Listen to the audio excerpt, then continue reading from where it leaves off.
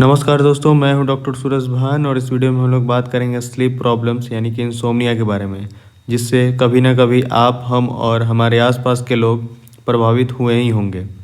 तो वीडियो को स्टार्ट करते हैं। अगर चैनल को सब्सक्राइब नहीं किए हैं तो प्लीज़ सब्सक्राइब कर लीजिए। डेफिनीशन, परिभाषा। इंसोम्निया का मतलब है नींद आने में परेशानी होना, नींद को बनाए न रख पाना या नींद बहुत जल्दी टूट जाना और इसके कारण दिन में थकान महसूस होना। सरल शब्दों में बात करें तो जब कोई व्यक्ति एडिक्वेट स्लीप, पर्याप्त नींद नहीं ले पाता तो उसे स्लीप प्रॉब्लम या इंसोम्निया कहा जाता है। इंसोम्निया एक स्लीप डिसऑर्डर है जो कि आप इमेज में देख सकते हैं। एक व्यक्ति सोया हुआ है और इसकी आंखें खुली हुई है, यानी इसको रात में नींद नहीं आ रहा है, तो इसको इंसोम्निया कहते हैं। टाइप्स ऑफ इंसोम्निया, अनिद्रा के प्रकार। एक्यूट इंसोम्निया जो कि शॉर्ट टर्म कंडीशन है, कुछ दिनों या हफ्तों तक रहती है। कारण स्ट्रेस हो सकता है, एग्ज़ाम का टेंशन हो सकता है, जॉब का टेंशन हो सकता है, या आप ट्रेवल कर रहे हैं लगातार 2-3 दिन से, तो उसमें भी ये हो सकता है। दूसरा है chronic insomnia, long term condition है, 3 महीने या उससे ज़्यादा, हफ्ते में कम से कम 3 बार नींद की समस्या होना ज़्यादा सीरियस मानी जाती है। तो अपने सेहत पे ध्यान रखिए और ऐसा होता है तो डॉक्टर के पास जाइए। तीसरा है प्राइमरी इंसोम्निया, किसी बीमारी से डायरेक्ट रिलेटेड नहीं, लाइफ या मानसिक कारणों से। चौथा है सेकेंडरी इंसोम्निया, किसी बीमारी या कंडीशन के कारण, मतलब पहले से आपको कोई बीमारी है और उसके कारण आपको इंसोम्निया हो रहा है तो वो सेकेंडरी इंसोम्निया है। जैसे आपको डिप्रेशन है, एंग्जाइटी है या अस्थमा है या पेन है और उसके कारण आप नहीं सो पा रहे हैं तो उसको सेकेंडरी इंसोम्निया कहा जाता है। कॉजेज ऑफ इंसोम्निया, अनिद्रा के कारण। तो पहले हम लोग जानते हैं साइकोलॉजिकल कॉज, मानसिक कारण के बारे में। तो हो सकता है स्ट्रेस, बहुत ज़्यादा तनाव ले रहे हैं, एंग्जाइटी, बहुत ज़्यादा चिंता में है, घर का प्रॉब्लम हो सकता है, एग्ज़ाम का प्रॉब्लम हो सकता है, जॉब, बाकी बहुत सारा प्रॉब्लम हो सकता है। डिप्रेशन यानी कि अवसाद में है, ओवर थिंकिंग, बहुत ज़्यादा सोच रहे हैं या इमोशनल ट्रॉमा में है। अब हम दूसरा है लाइफ स्टाइल कॉज, जीवन शैली से जुड़े कारण के बारे में। मोबाइल या स्क्रीन टाइम ज़्यादा होना जो आजकल के युवाओं और बूढ़े लोगों में भी है और बच्चों में भी है। Late night sleeping habit, mobile ज़्यादा यूज करने के कारण, टीवी ज़्यादा देखने के कारण या पार्टी फंक्शन ज़्यादा जाने के कारण लेट नाइट स्लीपिंग हैबिट हो चुका है आजकल के युवाओं को, जो कि ध्यान रखना चाहिए। कैफीन, चाय, coffee, energy drink, irregular sleep schedule और night shift work. Medical cause, शारीरिक कारण, क्रॉनिक पेन हो सकता है, asthma, arthritis, acidic reflux, hormonal imbalance या थायराइड डिसऑर्डर, ये सब अगर आपको है तो आपको शारीरिक कारण हो सकता है इंसोम्निया का। इन्वायरमेंटल कॉज, पर्यावरण कारण, बहुत ज़्यादा शोर शराबा, ब्राइट लाइट, अनकंफर्टेबल बेड, अगर बेड अच्छा नहीं है, बहुत ज़्यादा लाइट है, बहुत ज़्यादा शोर शराबा है, टेम्परेचर बहुत ज़्यादा ठंडा है या बहुत ज़्यादा गर्मी है तो नींद आने में प्रॉब्लम होगा और फिर उससे आपको इंसोम्निया हो सकता है।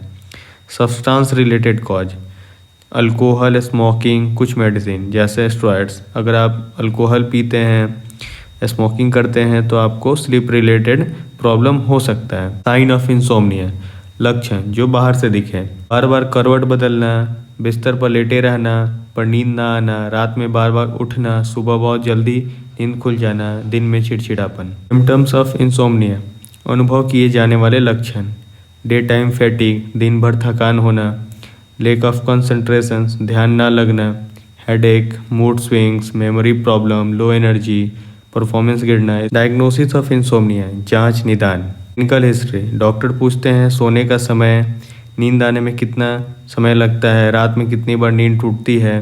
तो जब आप डॉक्टर के पास जाएं तो ये सब जानकारी डॉक्टर को दें। स्लीप डायरी, सोने और जागने का समय, टोटल स्लीप आवर और डे टाइम स्लीपनेस।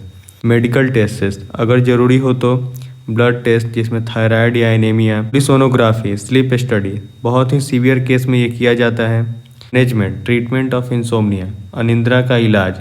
पहला जो है नॉन फार्मेकोलॉजिकल मैनेजमेंट, बिना दवा का इलाज किया जाता है। तो उसमें स्लीप हाइजीन, नींद की सही आदतें, रोज़ एक ही समय पर सोना और उठना, सोने से पहले मोबाइल टीवी बंद करना और मोबाइल को अपने से दूर रख देना, शांत और अंधेरा कमरा में सोना, सोने से पहले हेवी खाना ना खाएं और दिन में ज़्यादा देर तक ना सोएं।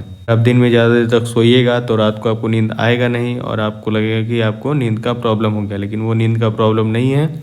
दिन में सोना बंद कीजिए और रात में आराम से सोइए। रिलैक्सेशन टेक्निक, डीप ब्रेथ लीजिए, कस के सांस लीजिए, छोड़िए, मेडिटेशन कीजिए, लाइट स्ट्रेचिंग और calm music. Cognitive behavioural therapy for insomnia CBT-1 सबसे इफेक्टिव ट्रीटमेंट है, थॉट और हैबिट्स में बदलने पर काम करता है।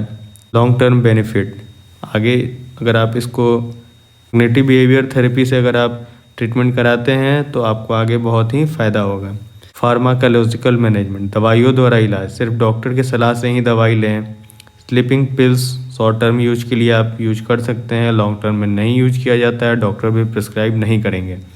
मेलाटोनिन सप्लीमेंट्स कुछ केसेस में दिया जाता है। सेल्फ मेडिकेशन से बचें, खतरा हो सकता है, डॉक्टर के सलाह पे ही दवा लें। प्रिवेंशन ऑफ इंसोम्निया, बचाव। Healthy life style, regular exercise, लेकिन सोने से पहले एक्सरसाइज ना करें, नहीं तो नींद नहीं आएगा। सुबह या शाम को एक्सरसाइज करें। स्ट्रेस मैनेजमेंट, स्क्रीन टाइम कम करें, मोबाइल कम चलाएं, रात को मोबाइल कम यूज करने का प्रयास करें। Balance diet. When to see a doctor, doctor को कब दिखाएं? 2-3 हफ्तों से ज़्यादा नींद की समस्या हो, दिन की एक्टिवनेस प्रभावित हो, यानी दिन में आप पूरी तरह एक्टिव नहीं रह पाते हैं, एनर्जेटिक नहीं रह पाते हैं, तो फिर डॉक्टर के पास जाएं। एंग्जाइटी या डिप्रेशन के सिम्टम हो, अगर आपको एंग्जाइटी या डिप्रेशन टाइप का कुछ लग रहा है तो डॉक्टर के पास जाइए। तो दोस्तों ये था इंसोम्निया अनिद्रा पे एक छोटा सा वीडियो। उम्मीद है वीडियो आपको अच्छा लगेगा। अगर वीडियो अच्छा लगे तो वीडियो को लाइक कीजिए।